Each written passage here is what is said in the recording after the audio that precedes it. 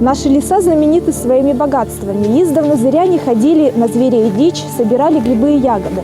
По праву хозяином коми Пармы считали человека, ну или медведя.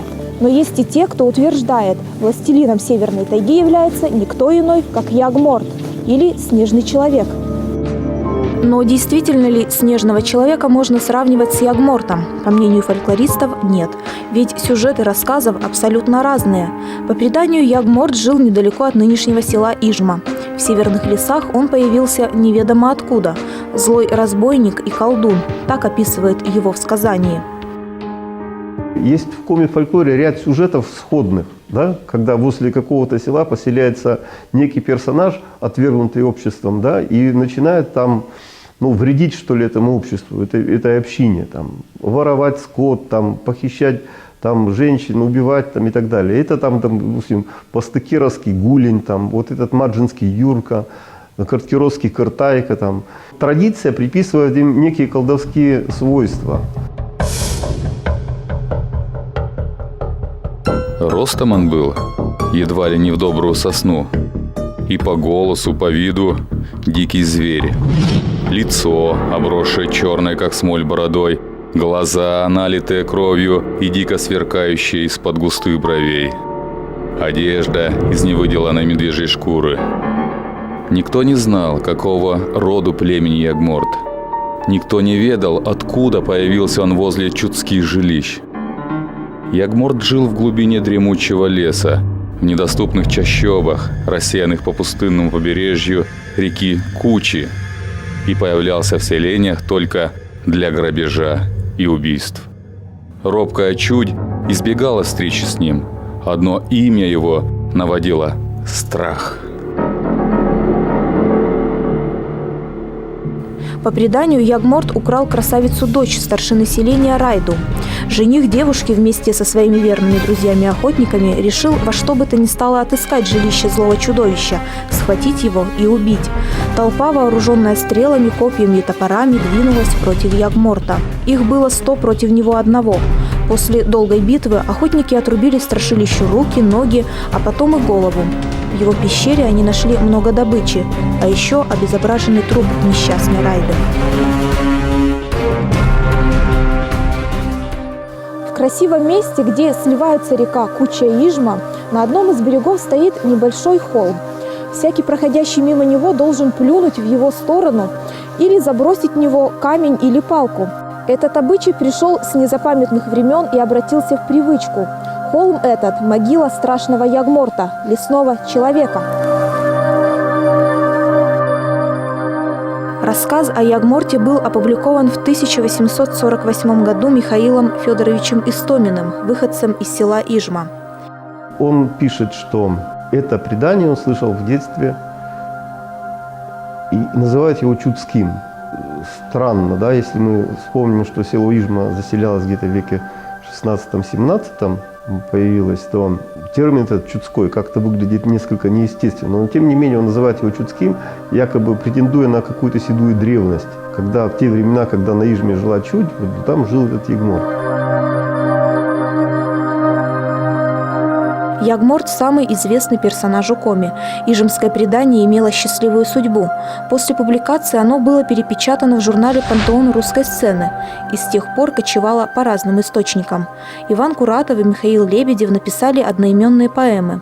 По его сюжету Яков Перепелица поставил на сцене театра и национальный балет. По мнению Петра Столповского, известного писателя, Ягморт, он же Снежный человек, мог бы стать одним из брендов республики. Одного Ягморта будет мало для народа, который так богат фольклором. Я думаю, здесь целый комплекс. Вот Ягморт, Перо-богатырь, еще кто-то. Это дружная компания получится. Этот персонаж гиперболизируется, он становится выше ростом, там самое высокое дерево, как говорится, и одет в необработанную медвежью шкуру. Снежный человек не имеет никакой одежды. По всем свидетельствам, на нем на самом шкура, похожая на медвежью. Может быть, это было в свое время принято, как будто он тулуп носит. Еще одна параллель, что он чурался человеческого жилья. Он жил в дебрях где-то. Еще одна параллель. Снежный человек тоже прячется, бог его знает где, никто не может определить, где же он живет-то. Ну, то, что он непомерной силы, это понятно. Это третья параллель. То, что он в мифологии ни одного слова не произносит, это еще одна параллель. Снежный человек тоже, у него, видимо, нет речевого аппарата. Линиан Игнатов из Усть-Куломского поселка Яккош всю жизнь занимается поисками снежного человека, или, как его еще принято называть в здешних местах, гономорта. Истории о двухметровых рыжеволосых великанах, живущих на Верхней Вычегде, он слышал еще в детстве. Рассказы очевидцев, а их немало, педагог собрал и выпустил в рукописной книге. Линиан Алексеевич даже воссоздал портрет волосатого существа. Очень высокого роста, с длинными руками, ниже колен, бурого цвета. Шеи вообще не видно, как бы прямо голова вставлена в тело. Вот такие основные признаки. И походка немножко такой согбенная. Сегодня местные перестали сталкиваться с лесным чудищем. Гономорт ушел вглубь тайги, уверен Линиан Игнатов. Ведь до недавних пор в верховьях Вычегды хозяйничали лесозаготовители с большой техникой и громкими бензопилами. Но некоторое время назад большие предприятия закрылись. В Парме стало относительно тихо. Поэтому, возможно, в скором времени волосатый человек вернется. Снежный человек живет на всей территории Коми, уверены участники движения «Космопоиск», начиная с Карткировского и заканчивая Воркутинским районом. Пока же поиски реликтового гомоноида в нашем регионе не проводились, зато выезжала группа в соседнюю, Вологодскую область. Там музей, в музее есть череп, то есть найденный в лесу череп. В общем, череп примерно вида человеческого или обезьяньего, но не поймешь, слишком уже огромный. Его пытались изучить. Ни одному виду, подвиду животных он не принадлежит, этот череп. И вот именно цель была, если уж не встретить снежного человека, то хотя бы зафиксировать этот череп. Но, увы, исследователям не удалось запечатлеть череп, как не смогли искатели необъяснимого встретиться и с самим снежным человеком. Встретить лесного человека нелегко. Он спокойно может замаскироваться под заросший мхом пень или старое скрюченное дерево. Или даже слиться с водой или с землей. Возможности Йети велики, но пока поставить все точки над «и» ученым в этом вопросе не удается. Так кто же такой снежный человек? Пришелец с других планет или параллельных миров? Возможно, это потомок неандертальцев, ведь, как известно, племя древнего народа бесследно исчезло. По одной из версий, много тысяч лет назад кроманьонцы, прямые предки людей, уничтожили неандертальцев. Но единицам все же удалось выжить. Так, может быть, Йети – это и есть неандерталец? Однозначного ответа пока не дает никто.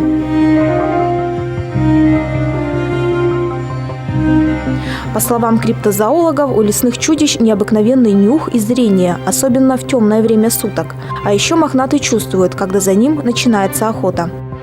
Снежный человек чувствует, что его хотят зафиксировать, сфотографировать и так далее и тому подобное. И просто скрывается от людей. То, что ищут, то, что видели, есть если очевидцы, это просто совершенно случайные встречи. У него хорошая интуиция, если он чувствует какую-то опасность, то есть ни один охотник не встречался с ним. Если он чувствует какую-то опасность, он вообще быстро удаляется, исчезает. Просто есть такие миры, которые мы не видим. Человек со способностями только может его увидеть, этот мир. Именно встречают снежного человека, человек со способностью. Есть такие версии, что именно обладает он гипнозом. За мою фольклорную практику просто я встречался с такими сюжетами только один раз. Вот в селе Муже Тюменской области. Там тоже живут коми. И мне рассказывали, что там очень часто встречаются со снежным человеком. Тоже, кстати, они называют их ягморт, насколько я помню. И вот они там рассказывают, что да, вот ходили в лес, видели этого мохнатого большого человека, или там видели следы его. Вот, но эти люди мохнатые, они не вредят людям. Действительно, по рассказам очевидцев, лесной человек не агрессивен. При встрече с людьми он старается быстро и незаметно уйти. Возможно, благодаря своим паранормальным способностям. В этом уверен и Владимир Тимин, коми-поэт. В далеком феврале 1966 года во время фольклорной практики на Ударе с ним произошел необъяснимый случай. По словам писателя, на лесной дороге он столкнулся с самым настоящим йети. Ну, иду, думаю, недалеко идти-то я минут, скажем, полчаса или минут 40. Ну вот, а вдруг где-то на повороте в сумраке выходит человек высокий из-за деревьев, а снег-то по пояс. Чего он там? Главное, он вышел. Я говорю, ну, слава богу, сейчас он покурить просит, хоть поговорю, сколько осталось, там, это, думаю, охотник, что ли. Он посмотрел, большого роста такой очень, и взял, да и неожиданно свернул и опять зашел в лес. Ну, а что кометы не самые? Тут уже пришла очередь, я немного так испугался и всякое стал думать.